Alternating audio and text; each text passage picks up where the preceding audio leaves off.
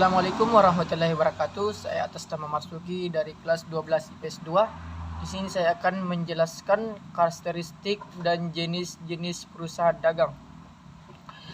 Menurut Kamus Besar Bahasa Indonesia, perusahaan dagang adalah perusahaan yang bergerak di bidang perdagangan barang dengan mengacu pada definisi itu. Usaha toko, buah, dan lapak mainan disebutkan di atas bisa digolongkan sebagai perusahaan dagang. Tapi itu adalah contoh sederhana dari pengertian perusahaan dagang, yaitu perusahaan yang membeli barang dan kemudian berupaya menjual barang itu dengan harga di atas harga pokok guna memperoleh keuntungan. Kita lanjut, karakteristik perusahaan dagang.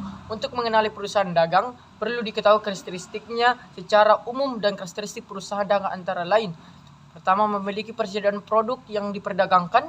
Kegiatan utamanya membeli, menyimpan, dan menjual kembali produk. Laba diperoleh dari harga penjualan, dikurangi biaya pembelian dari operasional.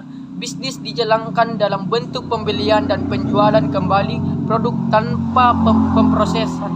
Memiliki titik atau lokasi penjualan baik secara online maupun offline. Punya berbagai macam produk yang diperdagangkan. Kita lanjut, kegiatan utama perusahaan dagang.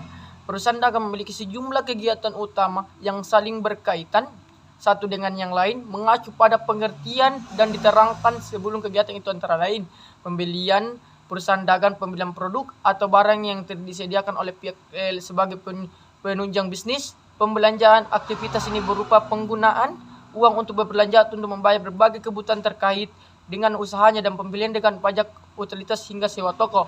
Penyediaan perdagangan, perusahaan dagang harus memastikan produk tersedia untuk bisa dijual dan mendapatkan penghasilan.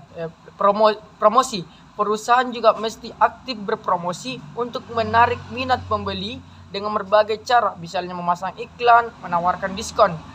Penjualan, setelah mendapat barang dagangan, perusahaan akan menjual kembali untuk memperoleh penghasilan.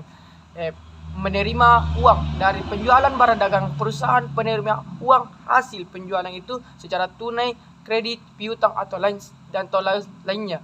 Kita lanjut, kegiatan utamanya adalah pembukuan. Perusahaan dagang juga harus mencatat semua transaksi dalam pembukuan untuk menyusun laporan keuangan. Adapun contoh perusahaan dagang seperti Alfamart, Minimarket, Indomart, warung, toko, dan lain sebagainya. Itulah contoh perusahaan dagang. Itulah tadi pembahasan saya dari pembahasan karakteristik dan jenis-jenis perusahaan dagang. Terima kasih. Assalamualaikum warahmatullahi wabarakatuh.